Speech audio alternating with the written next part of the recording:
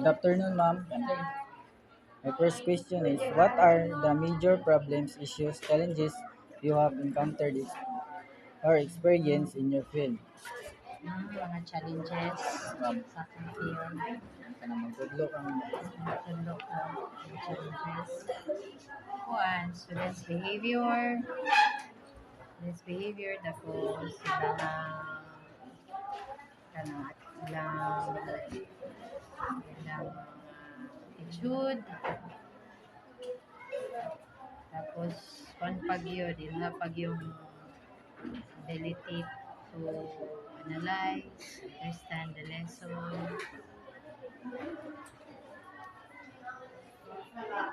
sa pag yun. Hinay sila nimo ka nang magleksyon ka ba? Hinay sila makasabot. dito guys sila makadap ma'am. Tugay sila makasabot. Di pa nimo Analyze. balik-balikon. Ah, Kana siya side sa problema sa classroom structuring, inani, materials, additional materials. Ano? my second question, ma'am. Why are those considered problems? Consider problems katulang kuan kanang sa ilahang attitude nila, like limpan kayo, unruly, mga bata si dagan ana o isa dyan na sa mga kuan kay kapadayon sa akong kuan klase. Masay, manguan pa ko. Madlong pa kakadali. Abad ko dayon na good ka. Maputo lang discussion. Oh, buto lang discussion kay ang mga bata ba kay ang kanang ilang behavior kay dali na sila kuan na sila nilang listening ability ba. Kuan, mayroon kaayo ilang listening ability. Attitude na sila gandagan. Nya labi na jud kanang kuan. Hinay sila, dugay sila kasabot. Dugay sila kasabot. Kay kuan mo niya mo heterogeneous ba? Right, balili. For my third question, ma'am, is how how did those problems affect you? Ah, kuan. Kuan gid siya, makakapoy siya. Makakapoy siya kay kuan sigaw pamadlong, makadaghan sa imong kuan. Napay additional napay ilang mga paperworks, mga reports, aside sa teaching ba. Kana pa yung mga kuan kanang mga ano bitang mga asap ng mga reports, buhatan pag mga test questions, kisa kong side kay buhatan test questions sa region. Yeah, ako yung panghandulan kay isa kay kuan kanang kuan siya, non-reader siya, 5 ka buok non-reader. So, kuan gid siya, maka-worry gid, maka-worry gid sa ako kay itong bata nga dili ka basa. So dapat imong gina siya tagag intervention. So ma-worry gid ko. Sa fourth question, ma'am, how did you address or solve those problems?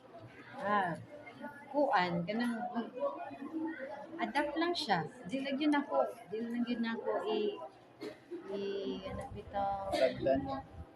Oh, dili gyud dipon jud ang kanang nga mga kuan. Ang importante nga malayo sa akong pagtudlo, natabangan na ko sila. Tapos sa kanang katong mga bata nga hinay sila hinay sila makasabot. So balik-balikon gyud nako ang kuan, patience gyud.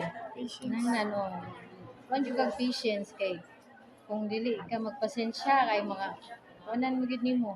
Kasi dili gyud nimo makuan medyo makasab-an ba. So patience dayon siguro sa na rin mas strategies ang magamit nimo. Kung gamiton kay para ano yun, catch lang mo attention. So, paano sila. Sa pangka fifth na ang question, ma'am, After experiencing those problems, what lesson have you learned? Ito sa lesson ay kanang ano to, kinahanglan gyud ko magpasensya. Kay kung dili Pasensya. ko magpasensya, kuan man, dili man ako makuha ng akong purpose to help students. Thank you, ma'am. Good afternoon, ma'am. My first question is, what are the major problems, issues, challenges you have encountered or experienced in your field?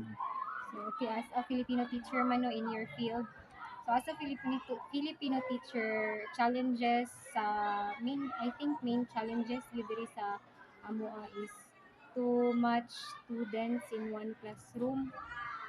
So in field dayon, medyo lisod siya itudlo ang Filipino sa kanan nga estudyante samot na kung daghan sila kay usually sa ilaha mas ganahan sila og mo communicate ka through Bisaya or English. So wala sa option ang Filipino. So ingon ana siya ang major nga problem para sa kuha sa ako ang field. Sa second question, ma'am. Why are those considered problems? So ma-consider gyud siya nga problem especially kay Filipino major dapat mga Pilipino man ta dapat mo gyud na ilahang main or kanang ilahang sa tawag nila, first language dapat. So dapat kabalo sila ana. Pero instead na makabalo sila ana, mas focus sila ba like unsay Tagalog or Filipino sa simple nga mga words lang kaayo sa Filipino dili sila kabalo. So kailangan pag mag-explain ka sa ilaha, di ka mag Tagalog o mag Filipino. Dapat Bisaya gid ka. Bisaya i-translate din mo siya sa Filipino kay para at least ma-familiarize tayo nila ang mga word. Ana siya dayon kung dili pud yun usahay ang English magamit pud siya ang English. Sa kanya, ma'am. Third question, ma'am. How did those problems affect you? So those problems affect you. Maglisod yun ka og tudlo sa ilaha kay ang time ba karon 45 minutes naman lang ang isa ka subject. So lisod kayo siya itudlo na mag-translate pa ka dayon bisan mag-translate ka murag galabay ra bitaw sa ilahang una more focus na sila sa nagadali sila ba sa gadgets I think or magdula ba ka. So yun nga daghan jud kay siya problem actually dili lang jud siya sa field. Murag sa attitude pud siguro sa bata dili kay sila willing bitaw nga mo learn samot na sa Filipino kay Filipino raman siya. Muna siya di ba murag na mga discrimination gud usahay sa Filipino basta Filipino ra gani na siya dili sila ganahan. Pero depende na pud gyapon na siya sa imong unsaon yung pagdala as a teacher. So dapat na kay mga technique nga dili kayo sila ma-bored. Ano. Yun, ma'am. Sa fourth question, how did you solve those problems? So mo to ko ingon ka ganina nga syempre asa nasa gyud gyapon siya sa teacher. Ikaw kung saan yung pagdala sa imong estudyante. So syempre galisod sila og sabot sa Filipino.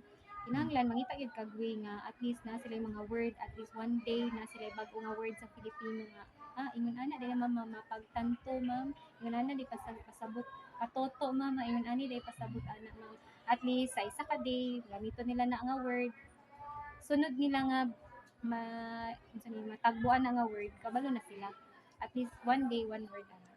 And then mo to dapat na kay mga technique unsaon pag-gather sa ilahang interest lagi. Ganahan sila karon og dula-dula so magpadula ka. Para ganahan sila sa imong subject. Ano na, dili kay ka magsigig lesson gyud. Thank you, ma'am. Sa my last question, ma'am. After experiencing those problems, what lesson have you learned? After experiencing those problems, what lessons have you learned?